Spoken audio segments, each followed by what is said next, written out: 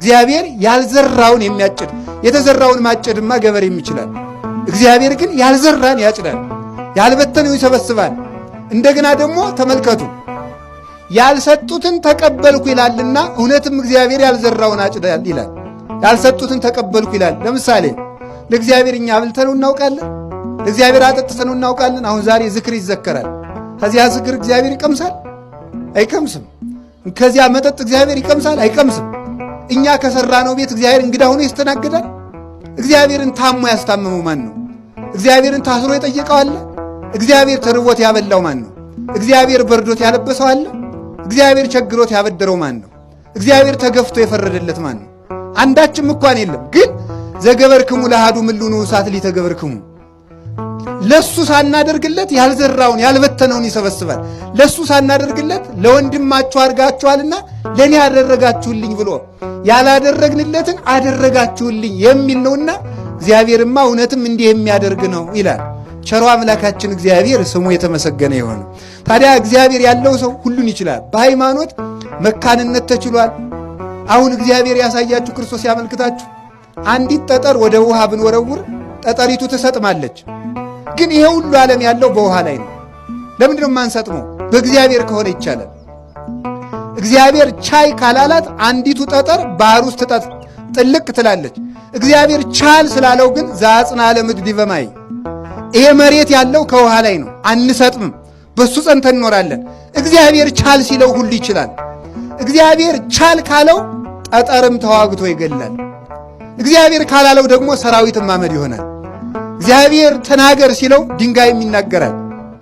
እግዚአብሔር ብሎ መቅደስ ድንጋይ መቅደስ ሆኖ ይኸው ዛሬ እየቀደሰን ነው።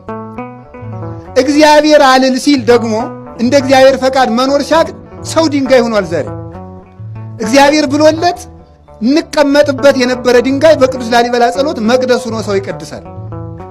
አልልልን ብሎ ደግሞ እኛ ዛሬ ድንጋዮች ሆነናል። ተነግረን አንሰማም። ቀዝቃዞች ነን። የሃይማኖት ወኔ የለንም። እግዚአብሔር ስትሰደብ ዝም ነው የምንለው። ዝም ብለን ቁጭ ብለን እንበላለን፣ እንጠጣለን፣ ይመሻል፣ ይነጋል።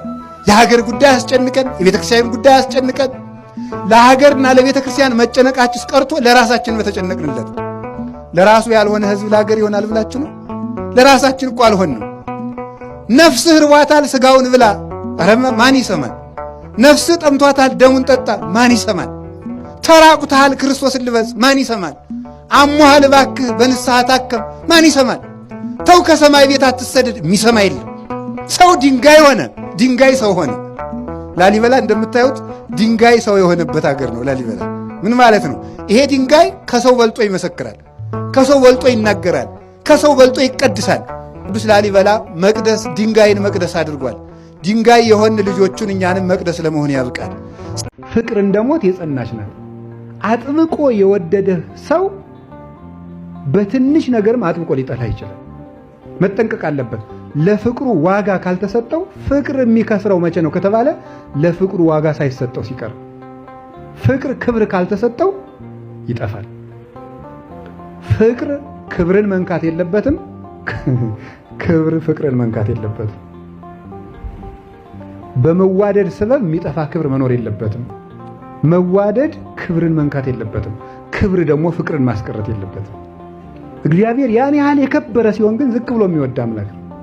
ከድሃ ቤት የሚገባ የእኛን ሥጋ የለበሰ በእኛ ቃል የተናገረ በእኛ ምድር የተመላለሰ የእኛን ውሃ የለመነ የእኛን ቁራሽ የለመነ ነው። ዝቅ ብሎን የሚወደን ከእኛ ቀዝቃዛ ውሃን ከወርቅ አብልጦ አክብሮ የሚቀበል አምላክ ነው። እግዚአብሔር ፍቅርን ሲያለብሰው ጠጠርም ቢሆን ወርቁ ነው የሚታየው።